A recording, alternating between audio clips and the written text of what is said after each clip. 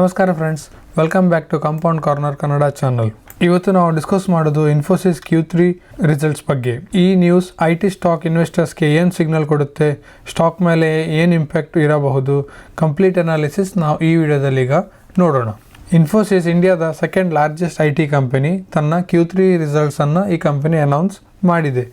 ಈ ಕ್ವಾರ್ಟರ್ನಲ್ಲಿ results mixed ಆಗಿ ನಿಮಗೆ ನೋಡಲಿಕ್ಕೆ ಸಿಗ್ತದೆ. ಕೆಲವು ಪಾಸಿಟಿವ್ ಆಗಿದೆ, ಕೆಲವು ನಿಮಗೆ ನೆಗೆಟಿವ್ ಕೂಡ ನೋಡಲಿಕ್ಕೆ ಸಿಗ್ತಾ ಇದೆ. ಬನ್ನಿ ಈಗ ಕಂಪನಿದು ರಿಸಲ್ಟ್ಸ್ ಹೇಗಿದೆ ಅಂತ ಹೇಳಿ ಚೆಕ್ ಮಾಡೋಣ. ಫಸ್ಟ್ ನಾವು ಸೀಕ್ವೆನ್ಸ್ ನೋಡೋಣ. ಇದು ನಿಮಗೆ ಕ್ವಾರ್ಟರ್ ಆನ್ ಕ್ವಾರ್ಟರಲ್ಲಿ ನೋಡಲಿಕ್ಕೆ ಸಿಗ್ತದೆ. ಇದು ಇಯರ್ ಆನ್ ಇಯರ್ ಇದು ನೋಡಲಿಕ್ಕೆ ಸಿಗ್ತಾ ಇದೆ. ಇದು ನಿಮಗೆ ಕ್ವಾರ್ಟರ್ ಆನ್ ಕ್ವಾರ್ಟರ್ದು ಕಂಪ್ಯಾರಿಸನ್ ನೋಡಲಿಕ್ಕೆ ಸಿಗ್ತಾ ಇದೆ. ಸೊ ಕಂಪನಿದು ಟೋಟಲ್ ರೆವೆನ್ಯೂ ಹೇಗಿದೆ, ಈ ಕ್ವಾರ್ಟರಲ್ಲಿ ಕಂಪನಿ ನಿಮಗೆ 46,000 ಅಂದರೆ 46,000 ಕೋಟಿವರೆಗೆ ನಿಮಗೆ ರೆವೆನ್ಯೂ ನೋಡಲಿಕ್ಕೆ ಸಿಗ್ತಾ ಇದೆ. ಹಿಂದಿನ ಕ್ವಾರ್ಟ್ರಲ್ಲಿ 45,000 ಕೋಟಿ ನೋಡಲಿಕ್ಕೆ ಸಿಗ್ತಾಯಿತ್ತು. ಅದರ ಒಂದು ವರ್ಷ ಹಿಂದೆ ಸೇಮ್ ಕ್ವಾರ್ಟ್ರಲ್ಲಿ ಡಿಸೆಂಬರಲ್ಲಿ ನಿಮಗೆ 42,000 ಕೋಟಿ ನೋಡಲಿಕ್ಕೆ ಸಿಗ್ತಾಯಿತ್ತು. ಸೊ ವರ್ಷ ನೀವು ನೋಡೋದಾದರೆ ನಿಮಗೆ ಒಳ್ಳೆ ಜಂಪ್ ನೋಡಲಿಕ್ಕೆ ಸಿಗ್ತಾಯಿದೆ. ಪ್ಲಸ್ ಕ್ವಾರ್ಟರ್ ಆನ್ ಕ್ವಾರ್ಟರ್ಸ್ ನಿಮಗೆ ಜಂಪ್ ಇಲ್ಲಿ ನೋಡಲಿಕ್ಕೆ ಸಿಗ್ತಾ ಇದೆ. ಹಾಗೂ ಕಂಪನಿದು ಎಕ್ಸ್ಪೆನ್ಸ್ ನೋಡೋಣ. ಕೇವಲ ಕಂಪನಿ ಇನ್ಕಮ್ ಮಾಡಿದರೆ ಸಾಕಾಗೋದಿಲ್ಲ, ಎಕ್ಸ್ಪೆನ್ಸಲ್ಲಿ ಸಹ ಕಂಟ್ರೋಲ್ ನೋಡಬೇಕು.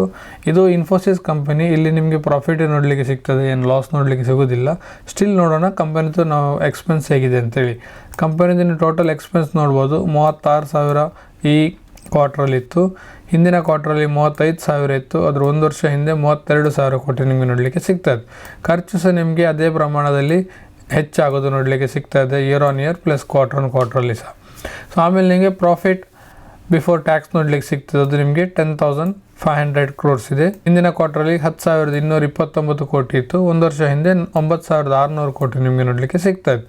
ಸೊ ಪ್ರಾಫಿಟಲ್ಲಿ ನೀವು ನೋಡ್ಬೋದು year on year plus quarter on quarter ಎರಡರಲ್ಲಿ ಸಹ ನಿಮಗೆ ಪ್ರಾಫಿಟ್ ಬಿಫೋರ್ ಟ್ಯಾಕ್ಸ್ ನೋಡಲಿಕ್ಕೆ ಸಿಗ್ತಾ ಇದೆ. ಇಲ್ಲಿವರೆಗೆ ನಿಮಗೆ ಒಳ್ಳೆ ನಂಬರ್ಸ್ ನೋಡಲಿಕ್ಕೆ ಸಿಗ್ತಾ ಇದೆ ಗೆಳೆಯರೆ. ಆ ಕಂಪನಿಯಿಂದ ಇಲ್ಲಿ ಎಕ್ಸೆಪ್ಷನಲ್ ಐಟಮನ್ನು ಇನ್ಕ್ಲೂಡ್ ಮಾಡೋದು ನೋಡಲಿಕ್ಕೆ ಸಿಗ್ತಾ ಇದೆ. ಇದು ನಿಮಗೆ ಲೇಬರ್ ಕೋಡಲ್ಲಿ ಚೇಂಜಸ್ ಆಗಿರೋದ್ರಿಂದ ಕಂಪನಿ ಒನ್ ಟೈಮ್ ಎಕ್ಸೆಪ್ಷನ್ಸ್ ಮಾಡ್ತಾ ಇದೆ. ಸೊ ಅದಕ್ಕೋಸ್ಕರ ಅವ್ರು ಪ್ರೊವಿಷನ್ ಮಾಡಿ ಇಡ್ತಾ ಇದ್ದಾರೆ. ಸೊ ಅದು ನಿಮಗೆ ಅರೌಂಡ್ 1,200 ಕೋಟಿ ನಿಮಗೆ ನೋಡಲಿಕ್ಕೆ ಸಿಗ್ತದೆ. ಅದು ನಿಮಗೆ ಪ್ರಾಫಿಟಿಂದ ಮೈನಸ್ ಆಗೋದು ನೋಡಲಿಕ್ಕೆ ಸಿಗ್ತದೆ. ಇದಾದ ನಂತರ ಕಂಪನಿ ತನ್ನ ಫೈನಲ್ ಪ್ರಾಫಿಟನ್ನು ಇಲ್ಲಿ ಹಾಕಿದೆ. ಸೊ ಅದನ್ನು ನಾವು ನೋಡ್ಬೋದು. ಈಗ ಎಲ್ಲ ಟ್ಯಾಕ್ಸ್ ಎಲ್ಲ ಡಿಡಕ್ಟ್ ಆದ ನಂತರ ಕಂಪನಿದು ಫೈನಲ್ ಪ್ರಾಫಿಟ್ ನೀವು ನೋಡ್ಬೋದು. ಪ್ರಾಫಿಟ್ ಫಾರ್ ದ ಪೀರಿಯಡ್ ಅದು ನಿಮಗೆ 6,600 ಕೋಟಿ ಈ ಕ್ವಾರ್ಟ್ರಲ್ಲಿ ನೋಡಲಿಕ್ಕೆ ಸಿಗ್ತಾ ಇದೆ.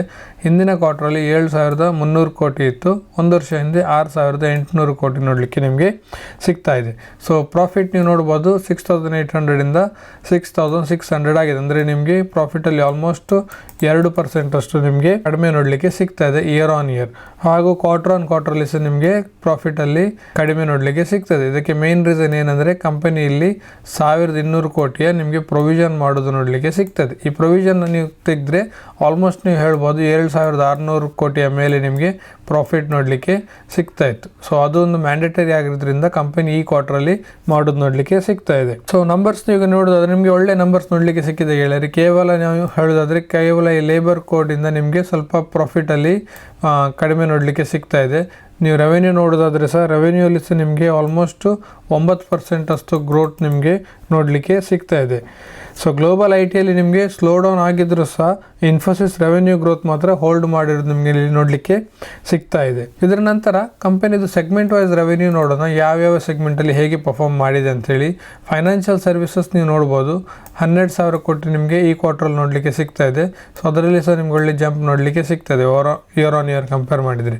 ಮ್ಯಾನುಫ್ಯಾಕ್ಚರಿಂಗ್ ಸೈಡಲ್ಲಿ ಸಹ ಕಂಪನಿ ನಿಮಗೆ ಜಂಪ್ ಕೊಡೋದು ರೆವೆನ್ಯೂಯಲ್ಲಿ ನೋಡಲಿಕ್ಕೆ ಸಿಗ್ತಾ ಇದೆ. ಹಾಗೂ ಯುಟಿಲಿಟಿಯಲ್ಲಿ ಸಹ ನಿಮಗೆ ಜಂಪ್ ನೋಡಲಿಕ್ಕೆ ಸಿಗ್ತಾ ಇದೆ.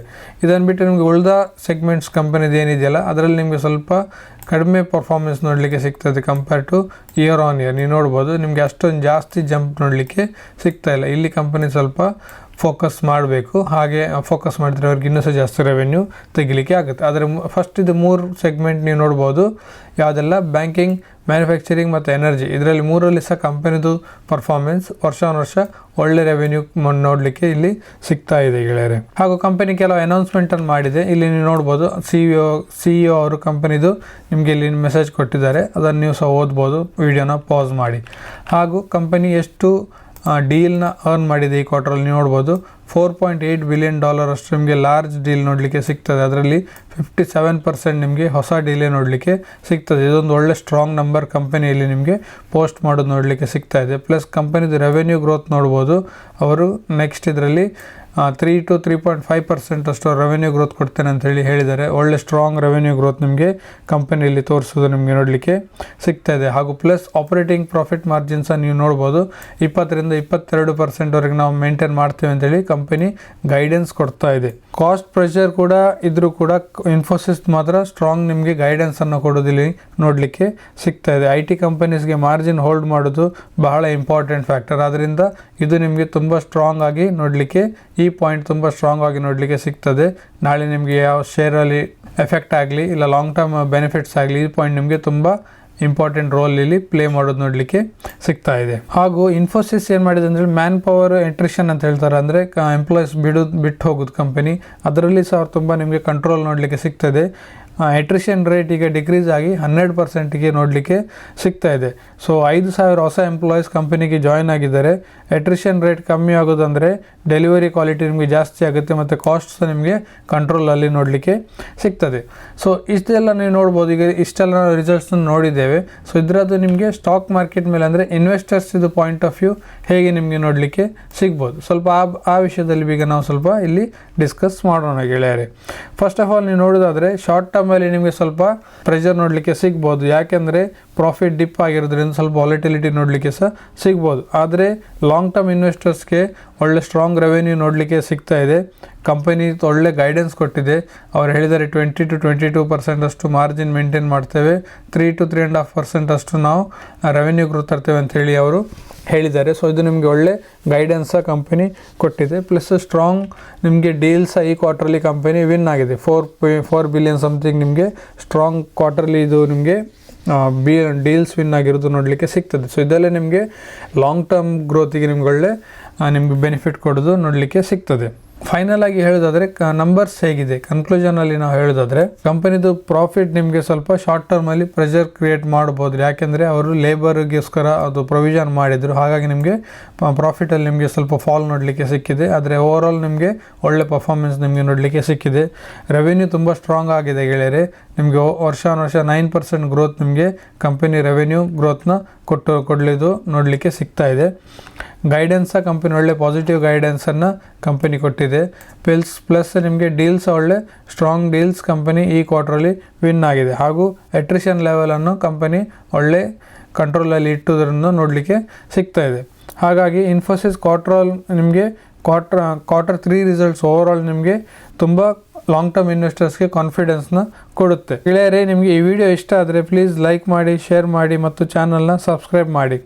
ನಿಮಗೆ ಈ ಥರ ಹೊಸ ಅಪ್ಡೇಟ್ಸ್ನ ಬರಬೇಕಾದ್ರೆ ಪ್ಲೀಸ್ ಚಾನಲ್ನ ಫಾಲೋ ಮಾಡಿ. ಇನ್ನು ನೆಕ್ಸ್ಟ್ ವಿಡಿಯೋದಲ್ಲಿ ಸಿಗೋಣ. ಅಲ್ಲಿವರೆಗೆ ಥ್ಯಾಂಕ್ ಯು, ಬಾಯ್.